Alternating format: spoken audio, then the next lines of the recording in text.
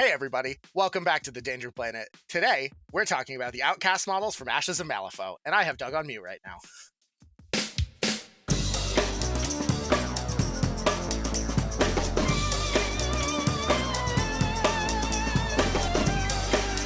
Welcome back. Oh my gosh. Alright, so today, we're doing OutCasts. I am perfectly fine and mentally stable. This is definitely not the 7th one of these videos that I've recorded in a 24-hour period, and I am not 12% Ashes of Malifaux by volume. Oh, wait. The lie detector test determined that was a lie. Oh, no. Other? No. Okay. Today I am joined by Douglas B. Wrecker. Doug? Hello. Yes, And- hello, the internet. We Yes. meet again. And, of course, I'm also joined by our favorite OutCast player, except for all the other ones, Richard B. Utler. It's Jay, but hello. Hello. No, I was saying your first initial of your last name is your middle initial, and then the rest of your last name is your last name. Oh, okay, all right, yeah. Okay. We're going to talk about some OutCast models from Ashes of Malifaux. There's some wild fucking models in this bit. I am switching to OutCast for some of these models for a short time, at the very least.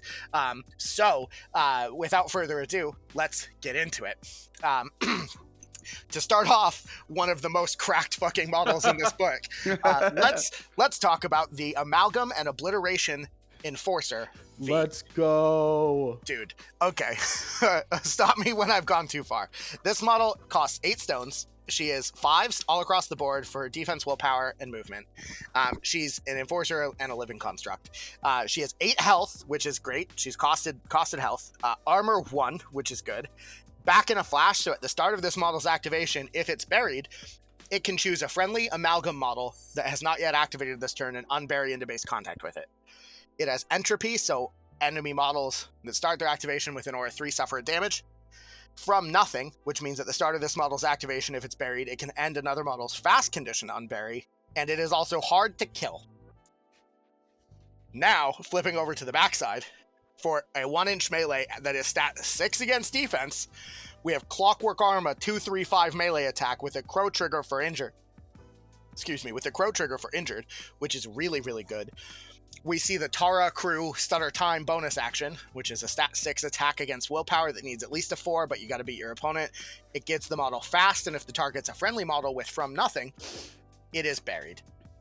She has Channeled Healing, which is a tactical action that hits something within range 6 for a suit of 6. It can target buried models, ignoring range and line of sight, but it only hits friendly models to heal them 1, 2, 3, and if the model is buried, that model can discard a card to unbury in base contact with this model, which is wild. She has Gather Intel. Wild.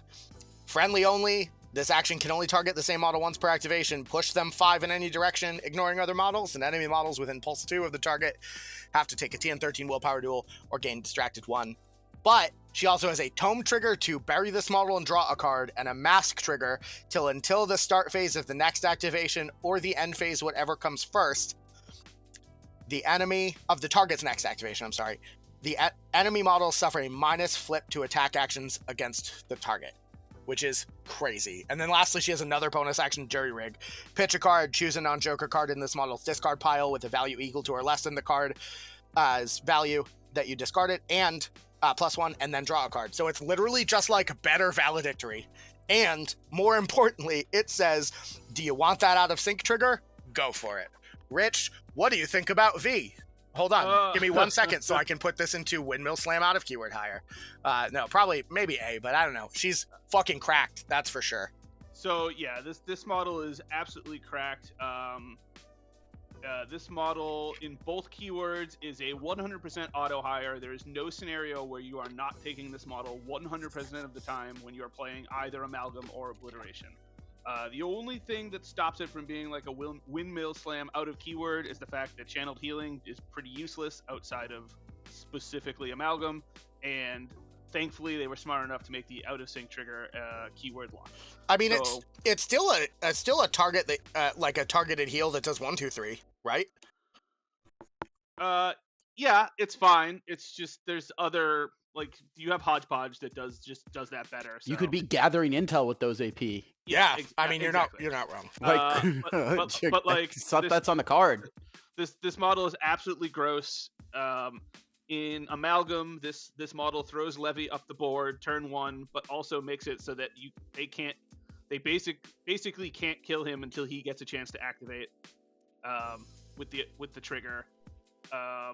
Also, the ability for it to unbury, its unbury ability makes it so that it can just unbury like pretty much anywhere when you're playing Amalgam, which is really useful because once it's thrown all your stuff up the board on turns 2 and 3, it can just like unbury and pop up in like a weird corner and then go off and like do whatever, and it doesn't matter. Like, it can scheme. It's got a good attack. It's got a stat 6 melee that injures.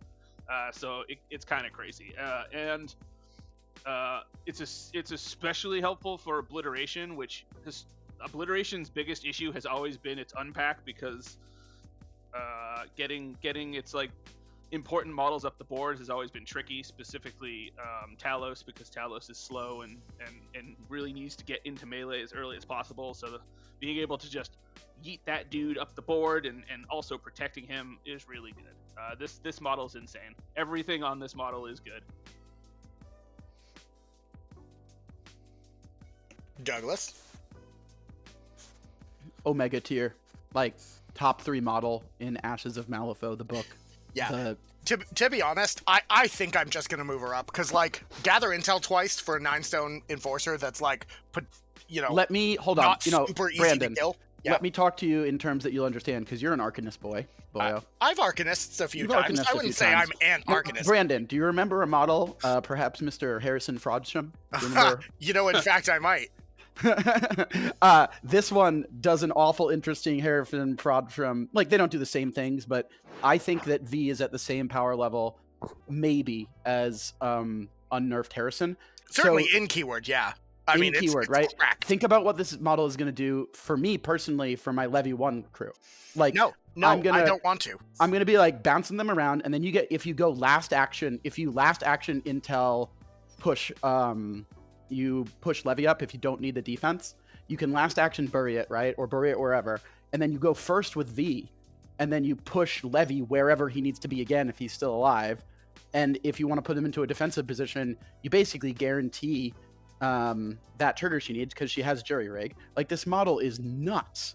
It's going to be disgusting. And then like King Richard said, like in Tara, it's even more face up, the usage, because she just helps you get your beaters that are slow up the field for very little effort, with good positive additions attached to it. Yeah. Dude, this model's wild. If you play either of these keywords, you buy her. If you play OutCasts, you probably buy her. That's what I got. Keep in mind, too, you also take her in Levy 2 because you can gather intel friggin' horsemen. Yeah, gather intel is just yeah, you can. Yeah, you know who needs to gather some intel? The fucking Pale Rider. That's who needs it. Yeah, that Pale Rider needs some intel. Oh my god. He doesn't, though. To be clear, he does not need intel. He has got enough intel. That's fine. Wild. Well, let's talk about her brother. Start this keyword off with a bang, this faction video off with a bang. But let's talk about her brother, Hardstop Herbert. He is a 7-stone enforcer who's also a living construct, 7 health, and he has 5 defense and willpower, 6 move, which is a little bit faster, because he's got a crazy time engine powered wheelchair, and he has Age to Destruction, which is an ability that gives enemy models with fast that start their activation a 2 damage, which is pretty good, because obviously you want to do that a lot in Tara. Armor 1, back in a flash at the start of this model's activation. It can unbury just like his sister has, and then also he has From Nothing, just like his sister does, and he, instead of being hard to kill, is hard to wound, which is in some ways stronger, in some ways weaker, but the back of his card has a bunch of other good stuff. He has Void Strike, which is a stat 6 against defense, 1-inch melee. If there's no cards in this model's control hand, this action gets a plus whip to his duel, which you don't want to do that. That's not good. Don't try and do that. You want to have cards in your control hand. But if you don't, the plus flip is pretty good. And it's a 2/3/5 also, because they both just have 2/3/5s. Why not? It has a Mask for Burst of Speed, which is Jackdaw's trigger, and push 5 inches, ignoring models, and models move through take an unresistible damage. Prey on Nothingness. When resolving, you can end a condition on the target. If you do, it suffers +1 damage. Vile Reclamation, a bonus action that gives injured and causes Herbert to heal 1.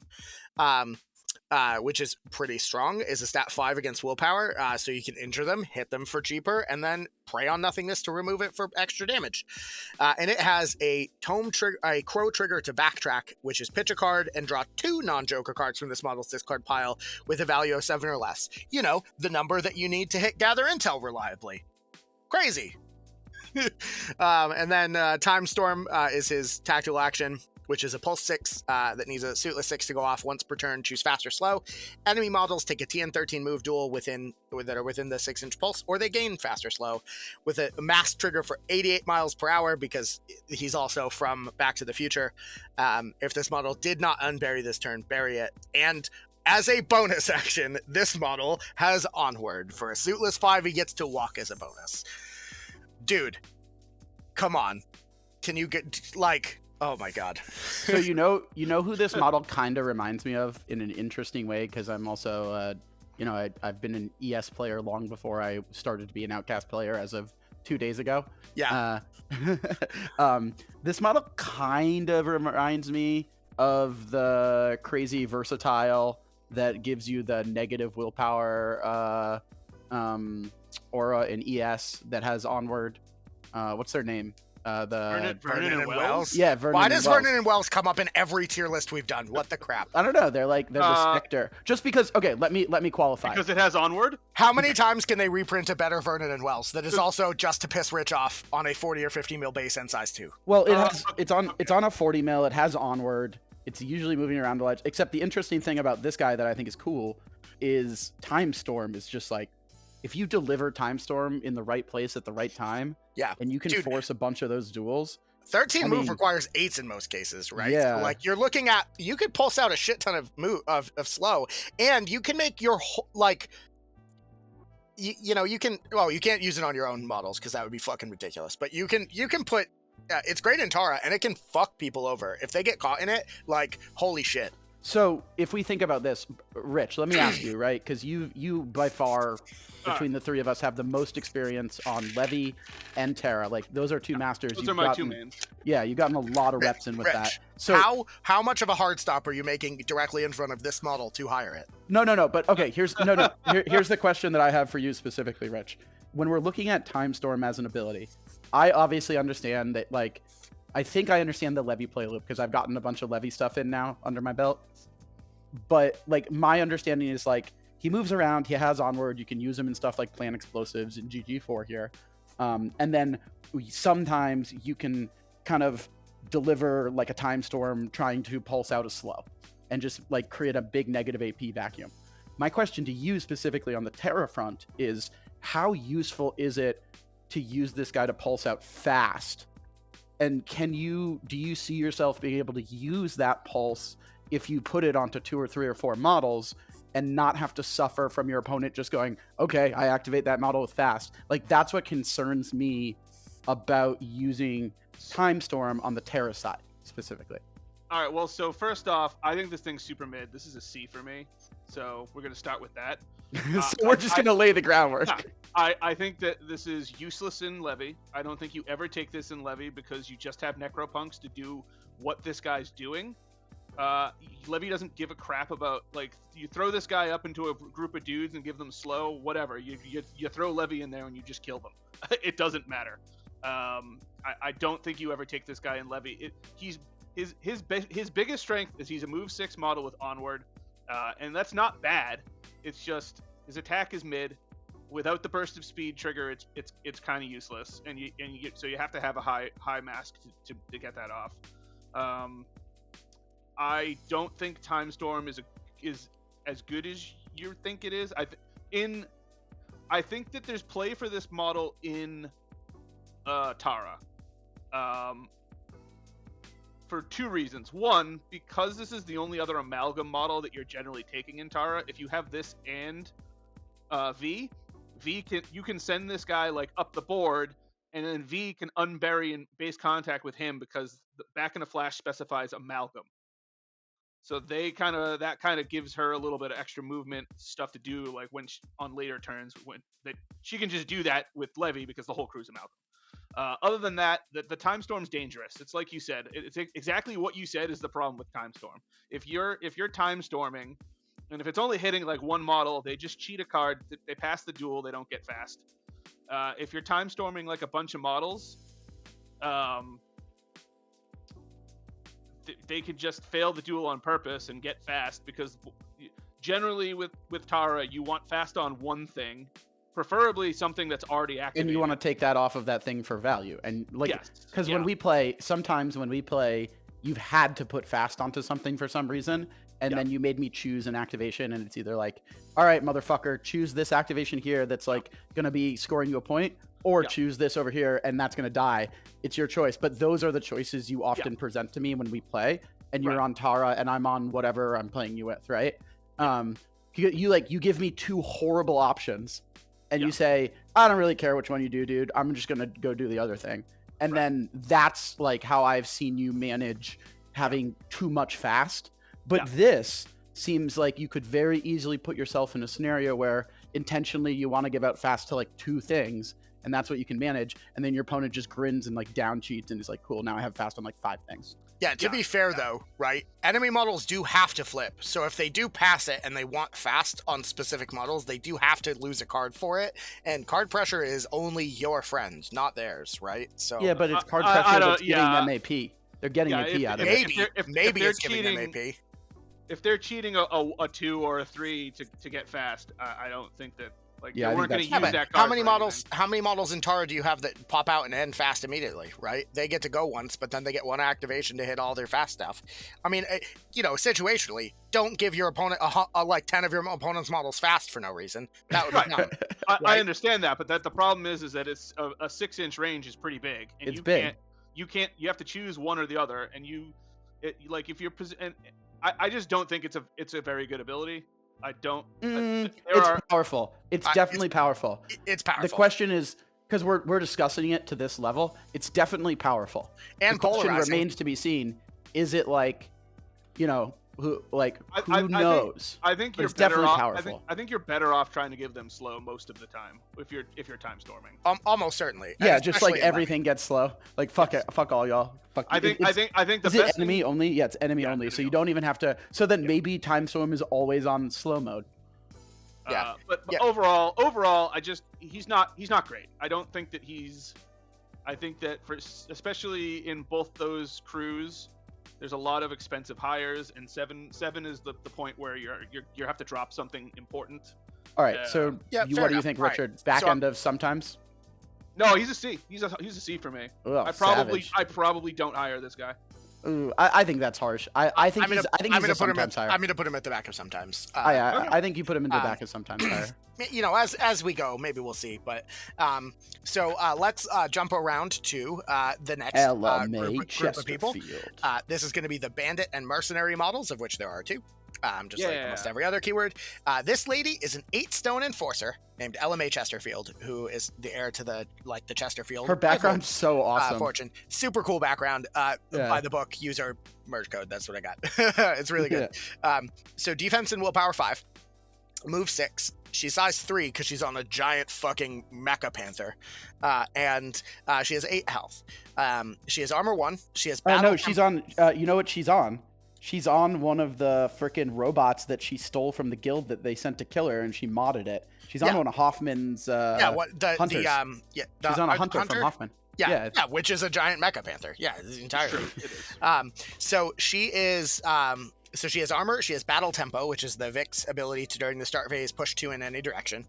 She has firing platform, so during her activation, other friendly models with an aura 2 count as +1 size, and ignore this model when drawing line of sight, which is really, really good in certain circumstances, especially when you have, let's say, a bandit crew that's all gun people.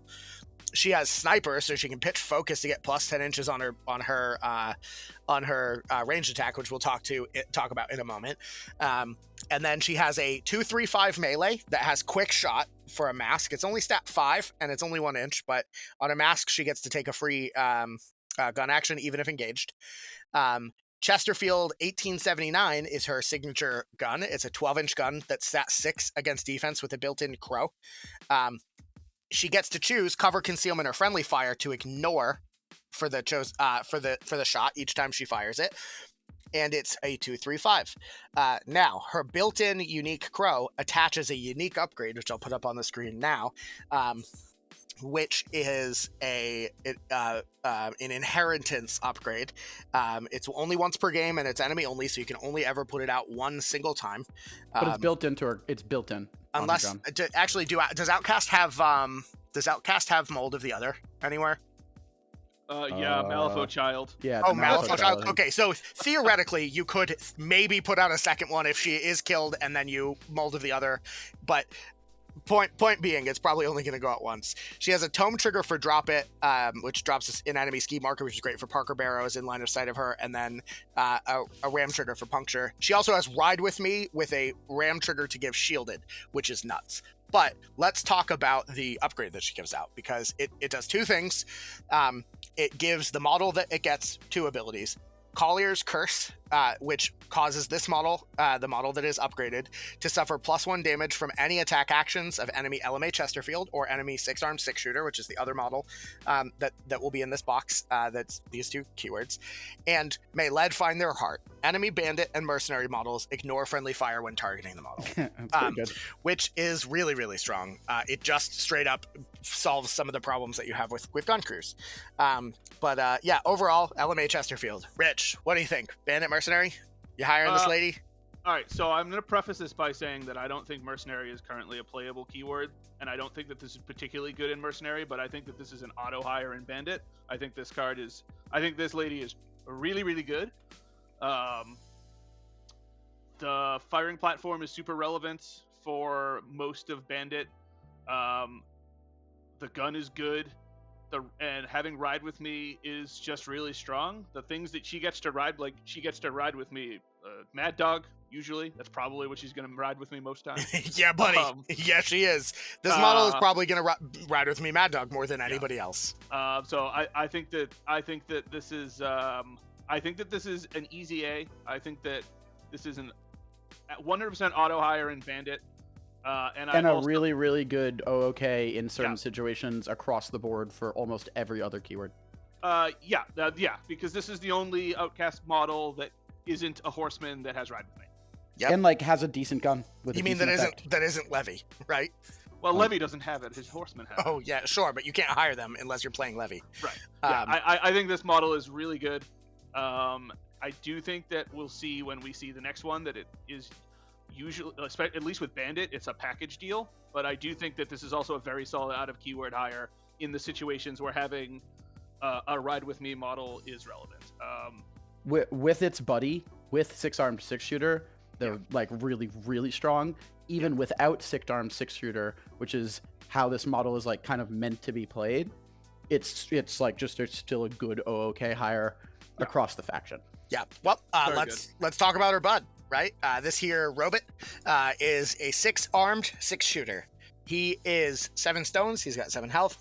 He's 5'4", so his move's quite slow. If only he had a buddy to ride with me him around.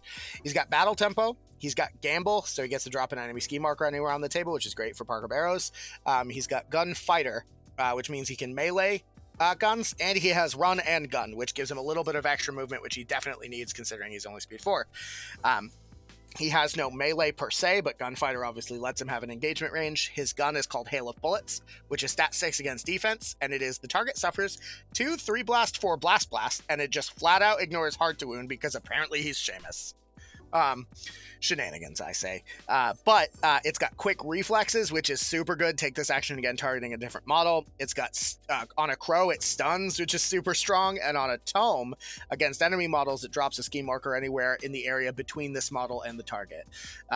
So again, all of those things are super, super strong. It's got great triggers on 3 different things. He's got suppressing fire, which is an action we've only seen a couple other times, which is within range 12. You need a 7 for it to go off. You create a strike marker anywhere completely within range. Enemy models treat the area within aura 1 of the marker as hazardous, and during the end phase, you remove it.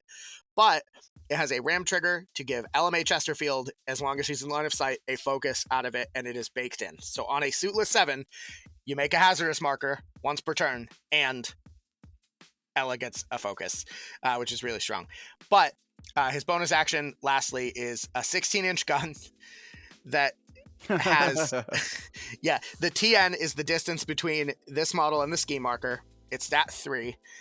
So depending on how far away the ski marker is, you push the target 4 inches in any direction.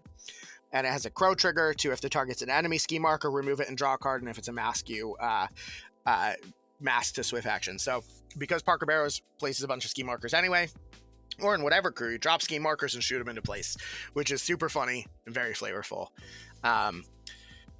Yeah, this guy, what do you think, Rich? Robot. Again, this guy's an easy A. I think he's. I think the new bandit. I think the new bandit list just starts with Ella, this dude, and Mad Dog, and take it from there. Yeah, it's interesting. It's interesting that you say that, because I was always under the impression that it starts with one thing. I don't know why. No, why? It doesn't even matter how hard you try. Keep that in mind. I designed this rhyme to explain in due time. All I know, time is a valuable thing. Watch it fly by as the pendulum swings. Okay, all right. Anyway, you can't say it starts with one. Yeah, that's the occupational hazard on this channel. It starts with 6. It starts with 6. This is just the guy. This is the dude from Boondock Saints. That's him. This is what he is. So the dad. So Billy Connolly. Right, hold on. Is this robot going to be played by Billy Connolly in the movie? Yeah, he is. Rich, you agree that this guy's at minimum A tier, right? Like he's solid A tier, right? Yeah, I don't think that this particular model is like a exceptional out of keyword. I think that you might take him out of keyword, but I definitely think that if you're playing Bandit, you're playing this guy. He's really good. If you're playing Mercenary, it's like one of 2 good models in the keyword. Sure, so. yeah. I mean, yeah, he's an auto-include for both because Mercenary has like 2 hireable models. But and also like the vantage point trigger is ridiculous. Like that trigger is crazy because assuming that your opponent is somewhere on the other side of the center line, that means you just drop a ski marker on the center line when you hit them and then score one of the 3 schemes that I would put him in front of LMA, Mr. Brandon. I don't think that's really insanity. No. All right, fine. Let me make my case why, and then you can tell me I'm wrong. Fair enough. All right. Sure. Yep. So, this guy basically has a gun that, in the right situations, can win games for you. If Hail of Bullets is in the right spot or against the right crew, that's crazy. Like, it's double blast, 4 primary, 3 onto double blast. Like, and it's not even that hard to pull off. You just focus this guy and shoot him at something. All right, I have a 3-word rebuttal. And so it's if you're playing it, like he becomes so insane as an OutCasts, the rich get richer in terms of their OOK hires. Wait. This guy's a crazy good OOK hire Rich, just against bubble crews. Are you more you now? Rich? Yeah, I'm more me now. But Oh, okay, wow. I don't disagree with that. That is really good in very excruciatingly narrow circumstances. And LMA Chesterfield says, "Ride with me" as a bonus action. It's which is crap. good all the time. Plus, also in the scenario that you have described, where you want to punish a bubble crew, you just take Mad Dog. Yeah, Take both. You don't. Okay, well, you're not taking Mad Dog and an 8-cost out of keyword 6 arms. That's Porque no los dos. I think you are, quite No, frankly, maybe you are.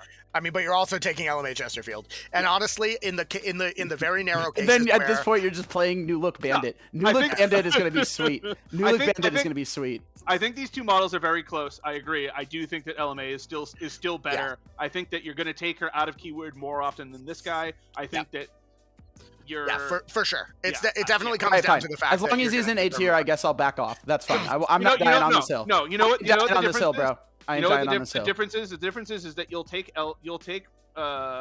Ella alone, but you probably don't take this guy without Ella. No, I think you do in certain scenarios. I don't think you do. I think you're fine. Okay, I'm not dying on this hill. I'm backing away slowly. My hands are in the air. I'm backing away very slowly. This is sort of a Mexican standoff, except let's move on. Except there's 6 guns. Yeah, except we're all excruciatingly white, and we both have our guns pointed at Doug.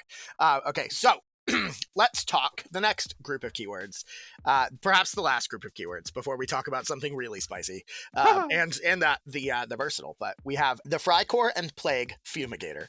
This is a 7-stone enforcer that's 5s across the board, size 2. He has 7 health, and he's armor 1. He has breathing and chemicals, so after a model with an aura 6 discards a card, this model gains poison 1. He has perverse metabolism, so he heals from poison, and he has one of the best aura abilities in the game, extended reach, which means enemy models with an aura 2 do not get to make actions generated from charge. So wild crap. Actually, that's not true. One single model in the entire game gets to make actions generated from charge, but it's the slam action with the dude from the other keyword. But they can't make attack actions. Wild. So Fumigator has a 2-inch stat 6 melee that's against defense that has blasts on every damage tier, which is crazy. It's 2/3/4, which isn't that much, but it also gives out poison if models are damaged. It has a tome trigger to do an additional blast, so 2 blasts with like a decent tome on every thing is nuts. And then for a crow trigger, you have his taint, which I'm not changing in post. Thank you. The target number gains a number of blight tokens equal to the number of crows in this model's final duel total, which I think is only ever going to be 1. There's no way to add crows that I know of. That's not true. Look at his bonus action. Oh, I'm sorry. Let me talk about his bonus action. Pitch a card until the end phase. This model adds the suit of the discarded card to its final duel totals. It's literally infinitely worse tools for the job. But holy crap, you can give out 2 blight tokens with this dude's melee. And then lastly, he has an 8-inch ranged attack. It's not a projectile. It just needs a 7 for a shockwave to go off. It's move 13, poison 2 if they fail. And models that fail gain a blight token, which is really good in certain plague-based crews. He has my favorite trigger, not a bomb, for tome. To instead of dropping a shockwave, you drop a scheme marker in place of it, and it does not do the shockwave ability because the shockwave isn't anywhere to be seen when it goes to resolve. And then the crow is when resolving, instead of dropping a shockwave marker, the action summons a Malifaux rat, centering the shockwave on that model, which does do the shockwave and also gives you a Malifaux rat, which is crazy. Fumigator, go. This is a theme, but this dude's an A. This Dude, dude is very, very good. This guy is this very is- good. This is You're how the never- Ashes were won. Very good.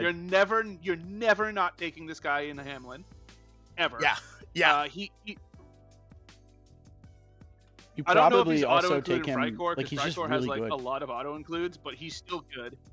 I mean, he's aggressively takeable in And a Frycore. lot of He's got- expensive but models. he's Frycore has a auto-include- ton of He's expensive auto models. include in Plague.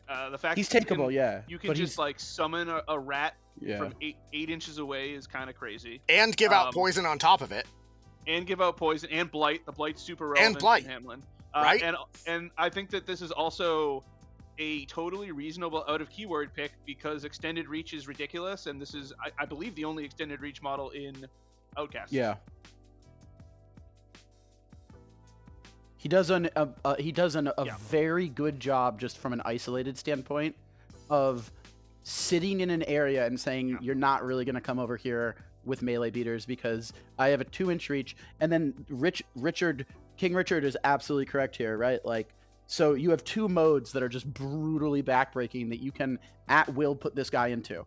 One of them is I'm like shooting squeakers at you from 8 inches away, and all you need to do to enable that is just start his activation and discard a crow, and then both of your APs are shooting rats 8 inches up the board, which Richard pointed out is nuts, right? And then the other mode that this guy has, which is equally nuts, is, okay, we're on like raid the vaults or something, right? I'm going to walk this guy up into the middle of the board and just be a real dick about standing right next to one of these primary objectives.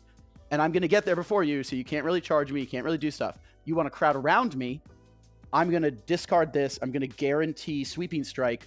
Brandon, we're not talking about one blast 2 blasts anymore on all every these level attacks. of a We're talking melee about attack 2 is now. weird. And keep in mind it's trivial for him to give himself poison, so he's also going to be healing every turn. Right. And I guess it doesn't even need to be defensive. The scenario I just described can also you just be choosing violence and running after a group of people. Somebody groups up too much, like, you're about to eat it, my friend. Discard discard literally any tome and charge. Like move, charge, hit you. He gets into you. It's a And he has armor. He has armor too, he has which is armor like, I and mean, he it's not heals. crazy good tech. To be clear, he has armor 1. Doug was saying he has armor as well. He has armor 1. Self heals. Defense 5, armor 1 isn't the tankiest profile that exists, but he does heal and extended reach, so you can't charge him. And he has extended reach. If you're trying to melee him down, like in circumstances where you can either hide him or where he's not going to get, your opponent just doesn't have guns because you're playing against, I don't know, a Neverborn player who never bought Angel Eyes, like which, you know, that's never going to happen. But you know what I mean. Dude's good. Yeah, I really like him. But let's move over to the other Frycore Plague model, the Tunnel Rats. Or should I say the Secret Tunnel Rats? Secret tunnels. Yeah, so this guy has 5s across the board, size 2. He has Nihilism, so when he would gain a condition, he can pitch a card to not. He has Stealth, which is pretty strong. Enemy models that start their activation within or 3 gain a Blight token, but that's probably not good, because if an enemy model is going to start within 3, this guy's probably going down. While this model has half or more of its remaining health, it gets a plus to its damage flips, which is pretty strong, but again, it's got like no defensive tech, so defense 5, it's probably dying outside of stealth. Mining Tools is its melee attack, which is a stat 5 against defense that you've seen on a couple other models, like those miners from Tormented and a few other bits. It ignores resistance triggers, and it's 2/3/4, which isn't great, but it has a Crow for Infect, and it also has a Crow for Taint to give out Blight tokens, because, you know, these guys also want to give you their Taint. And his gun is a trench gun. It's range 6, stat 5 against defense, which also not great, but it does ignore friendly fire, and it does 2 3 blast 3 blast. This guy has a bonus action that makes 2 50mm destructible severe hazardous minefield markers anywhere within 6 inches, which is very strong. And then lastly, Secret Passage. So on an 8, unsuited 8, as long as he's within 1 inch of blocking terrain, you can place him anywhere within 12 inches and also within 1 inch of blocking terrain, which you've seen on Desper LaRue and Hucksters, and or actually Desper LaRue doesn't have it, right? No, it's just just Hucksters. You see it on Hucksters and obviously like Seamus, you know.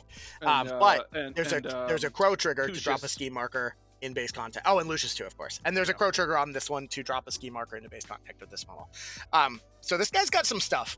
Rich, what do you think? Tunnel Rats. I think this guy's S. Yeah, agreed. I think this guy is a Windmill Slam S tier. I think it's so good. I think it's actually better than V just because you take it out of keywords. Oh, I don't know. That's I think it's out of. I'm gonna strongly dissent from the crew. This model dies to a stiff breeze and is 6 stones. You're both on fucking crack. There's absolutely no good. I mean, it's so good. Secret Tunnels is good, and I will say it is especially good in this GG because if you have an 8 in your hand, it can be anywhere in scheme. I think this model is low S tier. If you get an enemy model within inches within stealth of range of this guy, it just dies immediately, and you've wasted an 8 and stones on him. But I'm happy to be overruled if you guys both think crazy. But I think he's low S tier.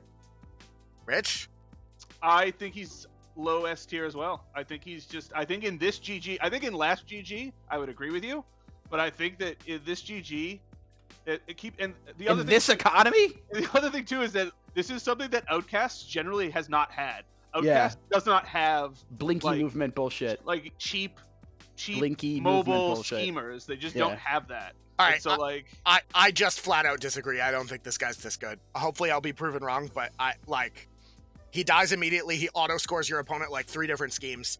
And I just don't see him being that useful because he's such a card investment and dies to a stiff breeze. I think he's low S tier. Final answer, punched in. You know what, Brandon? I'm going to change my answer because I've now realized that he's a size 2 on a 50 mil, and so I agree with you. Put him in A. I'm putting him at the top of A. I still think that's generous, but I'll put him there. I mean, you're definitely hiring him probably in Frycore and Plague somewhat reasonably, but oh, I don't think you ever keyword, make a Frycore or Plague list without this guy. He's only 6 stones. The question is he worth 7? I don't know. In Frycore, you could put rocket boots on this guy and then leap Secret Passage. Yeah, or you could just secret passage and put rocket boots on somebody who needs the movement help. You only have 2 copies of rocket boots. You don't have rocket boots for this. You get him back when he uses it. Yeah, but no. You're in Magical Christmas Drugland. That's not it. Eh. All right. Well, as long as he's the top of A, I'm fine. That's fine. Sure. I think that's wrong, but okay. I would have put him in like mid B. No, that's crazy. So, the Bad Omen is the 10 stone versatile for this faction. This guy is a crazy foxy cat demon, and I love him. He is my new favorite. No, I think he's supposed to be the Grim. Which is a crazy fox demon, bro. Yeah, Is he it's a crazy fox? I thought demon. the Grim was a wolf. What? I thought the Grim was a white wolf. What is the Grim? A You keep demonic saying white this. wolf. No, Okay. he's just a guy. He's just a guy. He's He's just just a a little- guy. He's just a little guy. No, he's pretty big, actually, I think. Yeah, he's a size 3 on a 50 mil. Yeah. All right, already, I like it. Okay, wild. Well, this guy's 10 stones. He's defense 5, willpower 6. He's moves 5, and he's size 3. He has a demise Call of Cthulhu reference. It's Death May Die, which, for those who don't know, I have this literally tattooed on my body. Around your butthole. No, it's actually on my chest oh no, I'm sorry. It's tattooed on my back in circular Gallifreyan because I'm a crazy, like, I'm more nerdier than you could ever hope to be, quite frankly. So it's the Lovecraft couplet about Call of Cthulhu with strange eons, even death may die. But point being, after this model is killed by an enemy model, it attaches an Omen upgrade. I'll read that in a second. I'll put up on the screen when I'm done. So this guy's incorporeal. He has suppressed magic, so when an enemy model within Aura 6 uses a soul stone, it either has to pitch a card or you just don't get it. Which I sort of am mad that they templated it this way. I really wish that it was like an opponent within 6 has to discard a card to use a soul stone, because that seems like it's going to be just get people on a thing. I know Malifaux players don't usually do that. They're not like, okay, well, I won't use the soul stone and everyone's fine with it, but it just seems gotcha-y, and that's sort of bullshit. And he has the Kirai ability, Vengeance. So after an action that targeted and damaged this model hits him and causes him damage, the attacking model suffers +1 damage, which is cool. He's got 9 health, and then flipping over to the back of his card, he's got a 1-inch stat 6 against defense, which is really good. 2/4/6, which is also pretty good, but it's built-in crow for blood loss, which causes injured, which is good. Onslaught, which is good. Take this action again, targeting the same model, but the other ability he has that is auto built in is called Siphon Essence. So if you kill something with his 2/4/6 melee, you add a soul stone, which is pretty good. He has an 8-inch stat 7 against willpower, which is very good, called Eventuality. This action can only target the same model once per activation, and enemy only, but the target suffers damage equal to the turn number, which, 5 damage is insane, 1 damage is not. And it has a mask trigger for on your heels to place into base contact from 8 inches away, which is pretty strong. And then a ram for Soul Seer, which causes the damage from this attack to be irreducible, which is nuts. That's crazy. 5 irreducible damage kills pretty much many things, but 1 and 2 not so much so. But around turn 3, it gets pretty gross. And lastly, he has 2 bonus actions. They're both tactical. Encroaching Fate, which needs a suitless 3. Move this model up to 6 inches, and he moves 6 inches in turn 1. He moves 5 inches in turn 1, then 4, then 3, then 2, then 0. Because it's 6 inches reduced by inches equal to the turn number. So he's never actually moving the 6, he's only moving 5 or less. And then his other bonus action, Impending Doom, has an 8-inch range. It just happens. Enemy only, target non-leader model that hasn't activated. During the end phase, if the target is in this model's line of sight, it has to pitch a card with value 9 or greater. If it does, or a soul stone. If it does neither, it is killed, ignoring demise abilities. So there definitely are ways that you can build to make this executable, execute strategy executable. It's a little cartoony to do. And then flip over to his upgrade real quick that he gives somebody when they kill him. That model gains Demise, the hunt begins. After this model is killed, the opposing player may summon the Bad Omen model with 4 health into base contact with this model. But that I don't think is the good part. Although getting your 10 stone beater back is cool. But and nobody's going to have a demise to stop their own demise, or that's just not going to happen. So the cool thing that it adds is the following trigger is added to all of the upgraded models' attack actions, which is a crow called Arrhythmia. This trigger must be declared immediately. This action fails. Crazy. Theoretically, that means that 25% of that model's actions will just immediately fail. Yeah. Or they're, pitching cards for all the things, and just, and there are models that this just completely wrecks. And if they kill it, they'll just never get they'll never be able to declare certain attacks again, because there are models that have built-in crows on actions. But Rich, what do you think about this cat boy? King Richard, does this crazy monster make your court? Are you going to hire this Omen, bad or not? All right. So I like this model. I think that it's probably a B for me. Okay. I think that so first off, the impending doom is a meme. I don't think that that's like a real ability. I think that like the fact that you still need line of sight is like I'm just like it doom. All right, I'm gonna walk around this wall. It's not gonna kill things, but here's what it does do. Get right? doomed, Richard. All right, I guess during this model's activation, his bonus is at the end phase, your opponent has to keep a 9 or higher or lose a soulstone, which I think is plenty valuable for a bonus. Or have a model just walk behind something. Yeah, so you do it to something that's activated already. You can't. It says you can't. Quiet down. It also says it has not activated this. Yeah, how dare you read the ability on this card? You do it to something. You do it to something in the. I'm cutting that out. So you do it to something in the. So you do it to something that's in the scrum, like has to go be a beater. Okay, and then they can either waste that model's action or they lose a soul stone card. I think it's fine. Yeah. It's a tax that they're gonna pay, but they have to pay it, right? I really he's got a really good attack. He's got the built-in trigger, which is great. Eventuality has never been good on the only other model that I think has it, which is Ionis. But the fact that he can make it has on your heels, which is I think better. Yeah, I think the fact that he can make it irreducible is nice. I do like the weird dichotomy between like the encroaching fate gets worse and eventuality gets better. The Magic Christmas Land of turn 5 doing like 10 irreducible damage across 2 models is cool, but like probably not relevant most games. I think that, and I agree with you. I think that the getting him back on the upgrade is probably not going to happen most of the time. I think that the real strength is to killing him is just losing the ability to have crows or use crow cards. I think so. Can you imagine? That happens and like let's say a master kills him. Can you imagine? Like, oh my god, you just can't. You can't kill. So the theoretical play lines that I see for this guy. I haven't played him on the table, obviously, but the play line that I see for this guy is you hire him, you run him at like the most expensive, most threatening thing that your opponent has. You try to put some damage into it, hope he dies, and then shut down that model, and then try to kill that model. Is that the play line? I don't think so, because I think that if you're spending 10 stones to kamikaze something that is then just stopping a single model from using 25-ish% of cards, I don't think that that's probably worth 10 stones. Right, it's probably not good, right? I think that the main problem with this guy is like there's already a ton of better options for 10 stones in OutCasts, both in keyword and versatile and as out of keyword picks. So the real disservice that is done to this guy is that Mad Dog Bracket is so good because you are not hiring this model before Mad Dog Bracket, and you are hiring Mad Dog Bracket out of keyword in every outcast. And I also don't know if you're hiring this guy before like the Hodgepodge emissary or fucking V, right?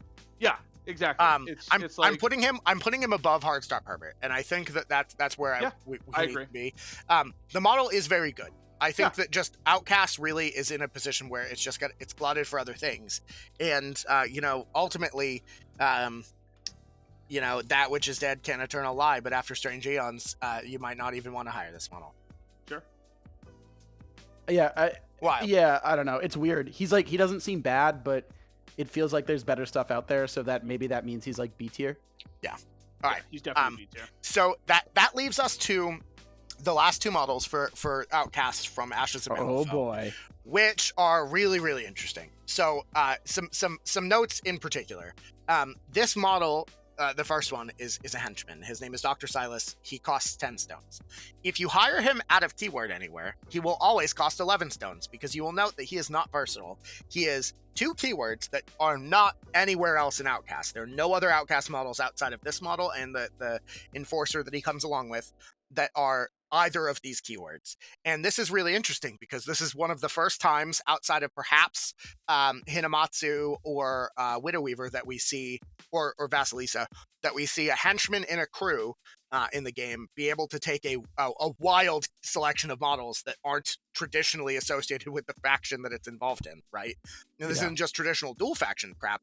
This is like very much like the Puppet People. Like, you get a bunch of models from a bunch of different crews. In this case, you are able to hire Outcast models, but also it's keyword out of keyword, obviously. So like you're gonna hire Mad Dog Bracket, but you also get to hire a bunch of Neverborn models, a bunch of guild models, and one very, very spicy Resurrectionist model. So Dr. Silas, one of the best Resurrectionist models. And can I just preface this with 5 models with tools for the job in a single list? It's possible. Let's move on. Let's keep that in mind, but let's move on. So this is a henchman with the Asylum and Half-Blood keyword. This is the model that I'm switching to Outcast for. I'm going to play this crew in a tournament. I already have everything necessary outside of the 2 models that are not yet released. So we have Dr. Silas is a 10-stone henchman with the Asylum and Half-Blood keyword. He has 5 defense, 6 willpower, 5 movement, and he's size 3. He has 12 health, which is a lot of health for a henchman. He has Black Blood, which is wild, which you'll know from the Nephilim keyword. So whenever this model suffers damage from an action or trigger, not an ability, mind you, otherwise you could have 2 Black Blood models infinitely kill each other. That every model within Pulse 1 suffers 1 damage. This model ignores damage caused by Black Blood, which is a theme you'll see throughout the rest of this stuff. He has a new ability called Ethics Violation. At the start of this model's activation, it may attach an Afflicted upgrade to another friendly model within Aura 8.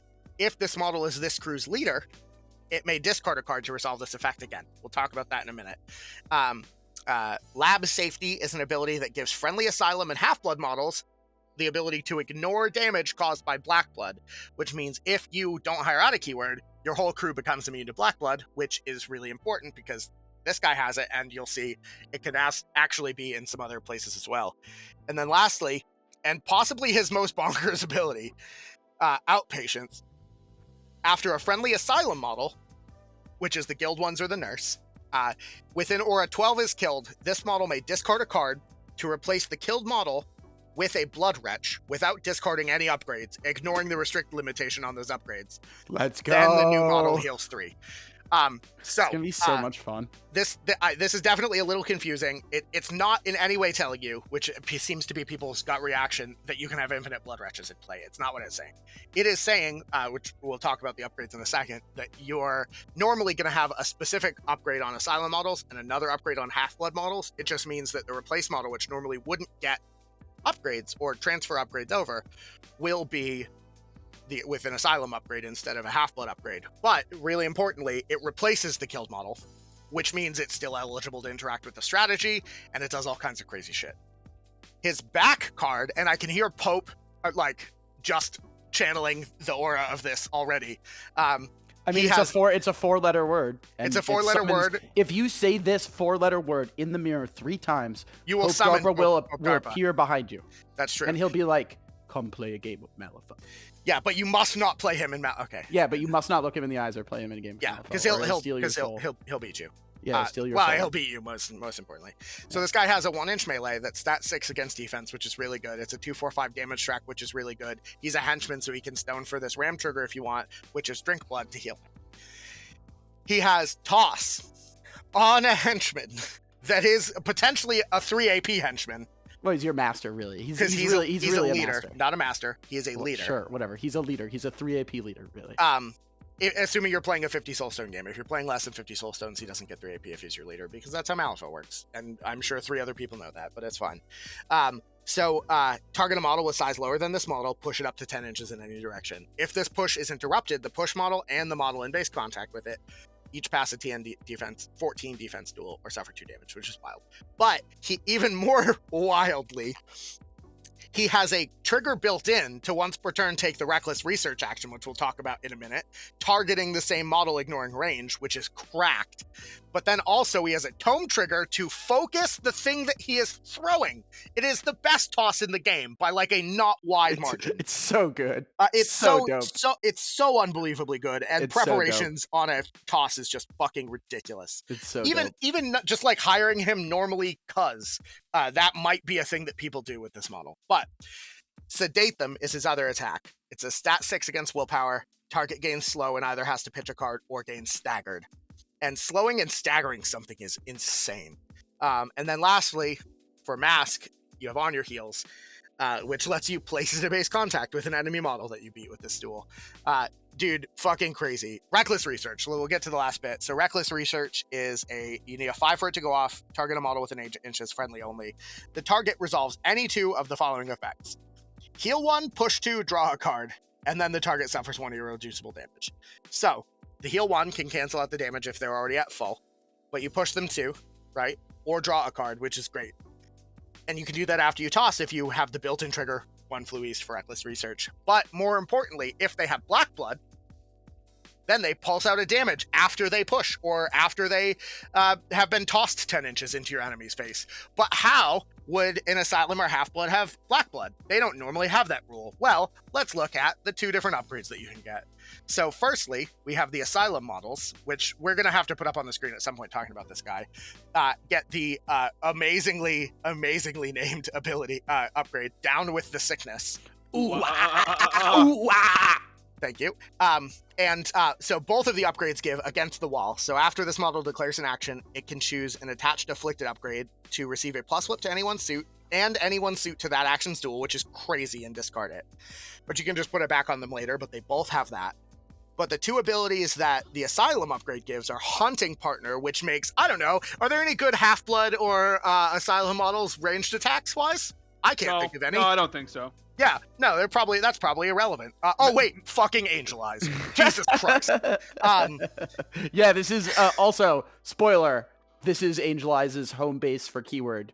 Yeah, spoiler alert. Have you ever thought that just Mad Dog Bracket wasn't enough in fucking OutCasts? Well, how about you hire Angel Eyes?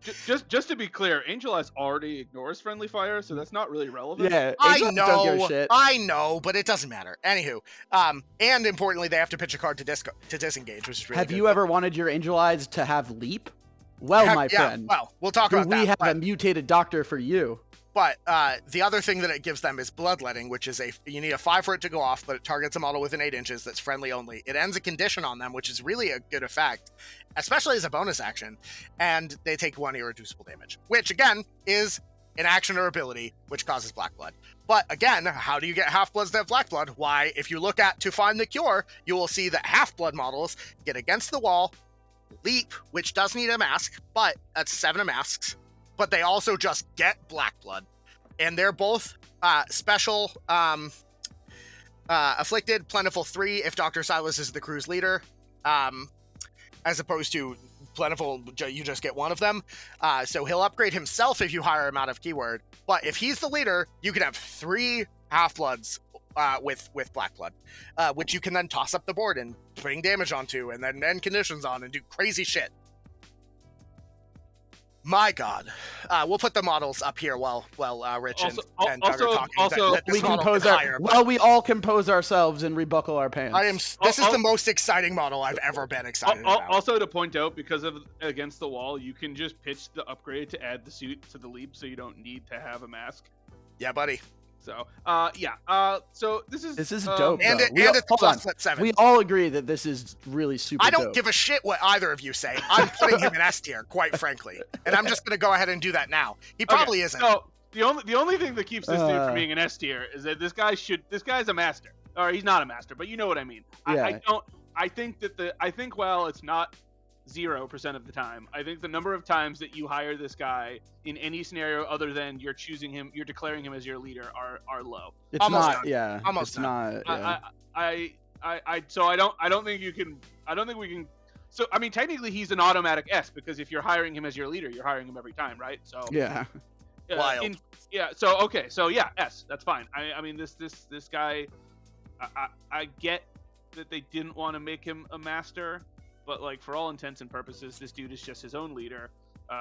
He has the wildest range of models available to him, and in addition to that, all of the kind of busted versatile / out of keyword outcasts.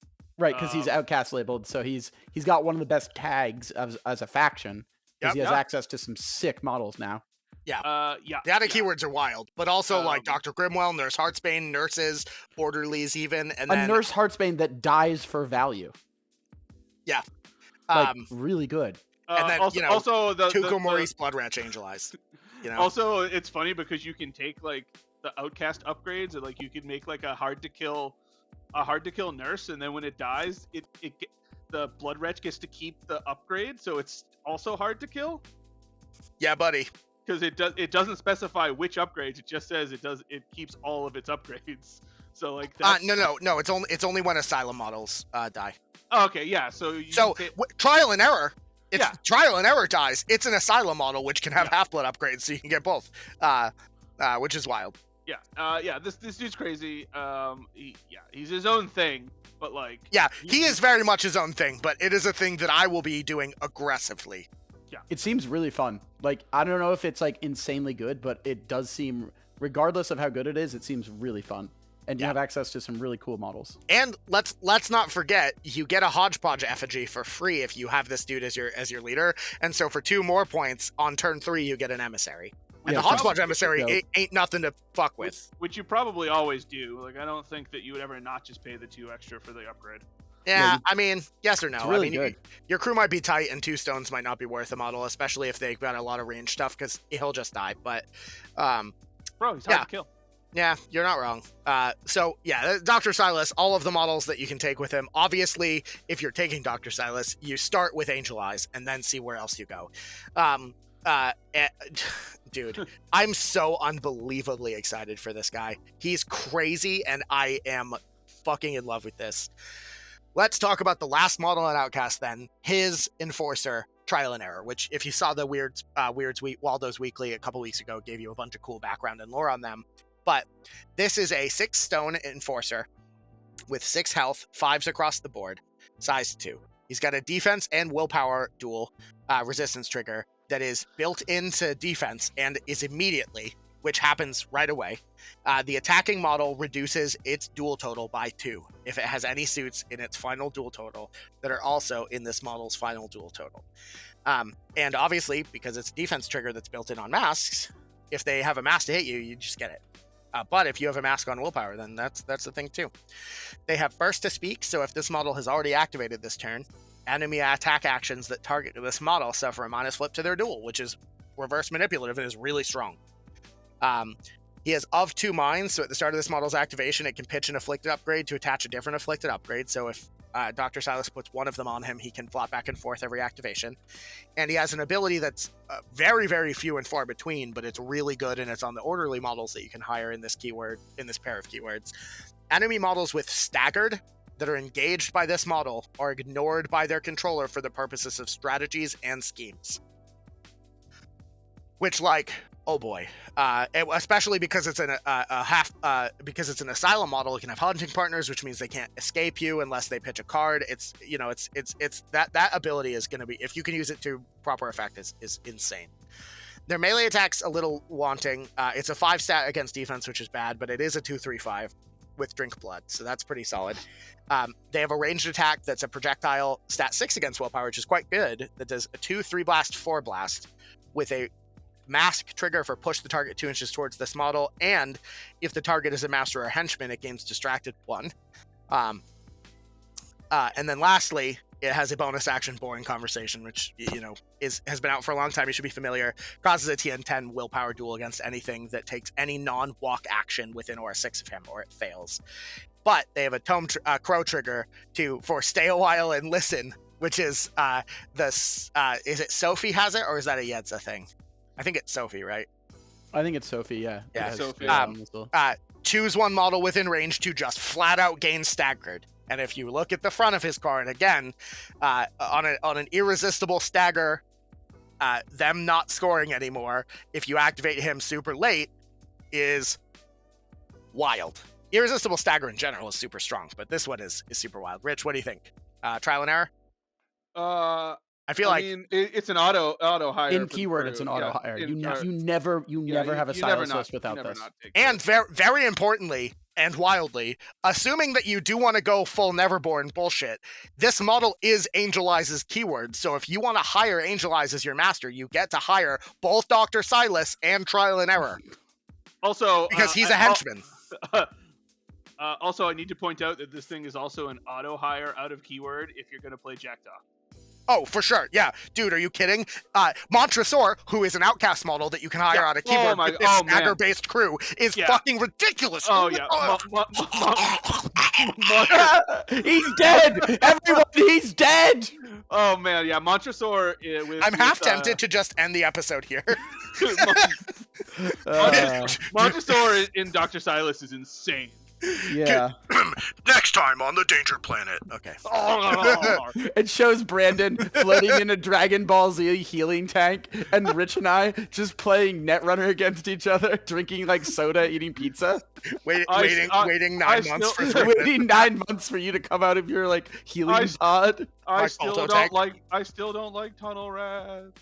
I still don't like dude. Oh my god.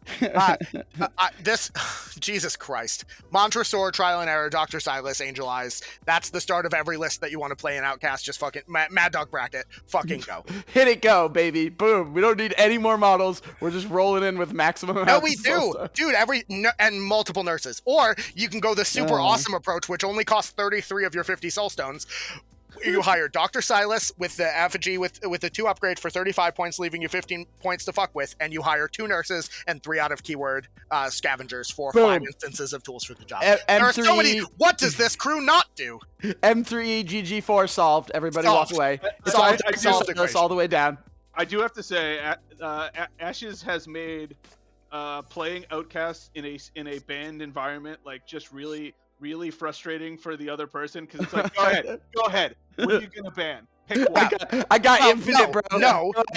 I got so many riches. Go ahead. They're still just gonna ban a fucking whatever Matt bandit. Yeah, Mad Dog bracket's pretty scary. But if you declare Jackdaw, then they're probably gonna have to choose differently. They're probably gonna have to ban Asylum or something. I don't know, dude. Jackdaw with Trial and Error is fucking ridiculous. Pretty spicy. Oh boy. All right, well, if I say one more thing about this, I'm going to actually croak. So we're going to call it here.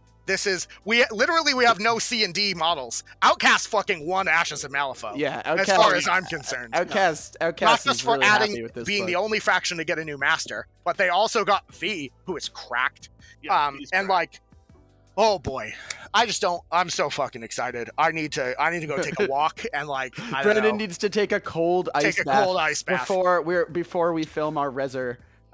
So if he's way more relaxed, you'll know that he's gotten his ice bath in when you watch the Reser one. Yeah, or something else. It's fine. Yeah. I don't have a problem. All right. I have been Brandon. Doug, Rich, say goodbye to the internet.